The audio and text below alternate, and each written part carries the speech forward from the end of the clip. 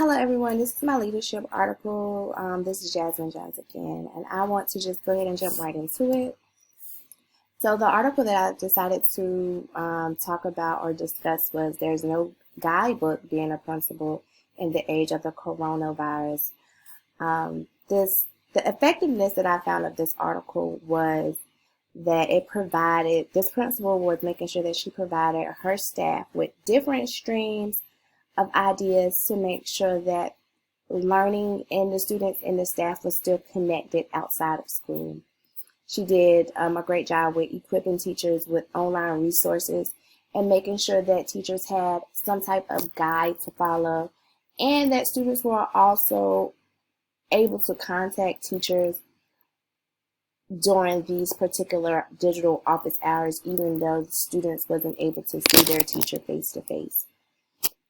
The principal also discussed being very vital to her staff by making sure that she remained calm and made sure that she was able to just support her staff and encourage her staff and know that they're in this together. It's not you do all this work and I just work from my computer. No, we're in this together.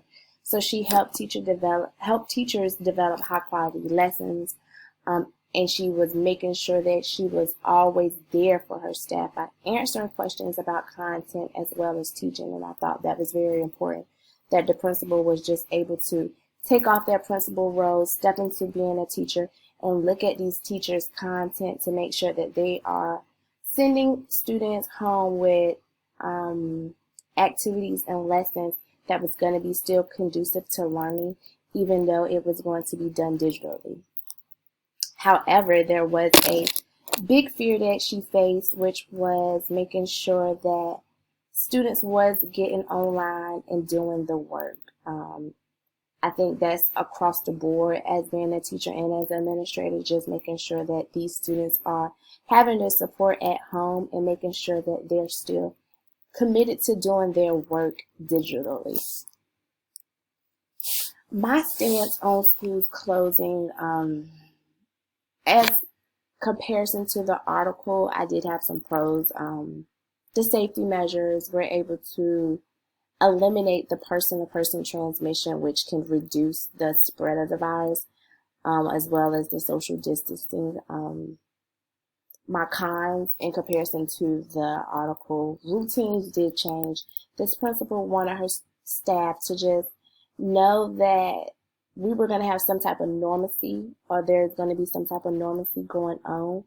And because routines change, it's hard for some students to adapt more than others. Especially being that everything is done digitally, but the article made a lot of reference points to students being able to use some of the resources that they have at home, such as like Xboxes to do assignments. So I made sure that I told my students that they could use like their Xboxes to do assignments. So I think that was a great stance into making sure students feel some type of normalcy, as well as knowing that they can use some of their resources that they have at home. So I like that connection from the article to what I'm actually doing in my classroom. Students' home life, the support, I guess the support in general for teachers and administrators has been amazing. But we do know that we have some students that don't have the same opportunities as other students. So that's a con to me, because I don't know whether or not or how some of these students are doing the work, or if they're doing the work. I see that some of my students are not doing work, but again, it's that home life support. Resources being made available. Again, I know that some of my students are not able to have the means to communicate digitally as other students, such as having Wi-Fi. But my district has done a great job with providing Wi-Fi sites and park and learn sites so that students could still do their work. And as well as the virtual learning resources, such as like Google Classroom. My students were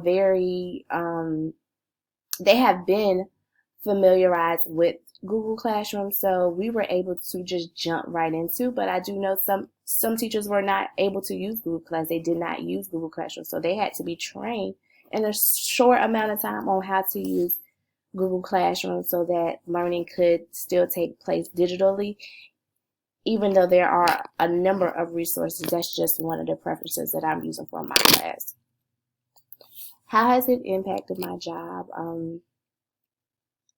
Because I'm using Google Classroom, it hasn't impacted it too much. It's just now I'm doing everything more videos and the virtual teaching component of it. Resources are limited. Some students just prefer paper and pencil. For example, I have a student that just emailed me today asking me could she get the social studies newspaper articles that we use in my classroom. I'm like, no, we cannot. I can't get it to you. There's no way I can get it to you. But you could still do the same stuff that you would have with the newspaper article online, and you know this. So I think the limited resources, the students do want the paper and pencil.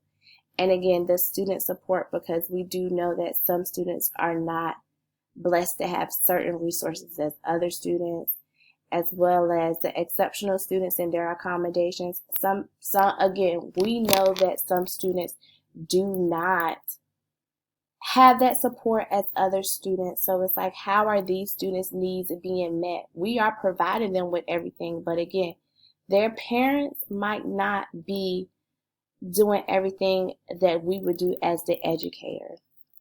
So I hope everybody is staying safe during this pandemic, and hopefully that we all will have some sense of normalcy soon. Thank you.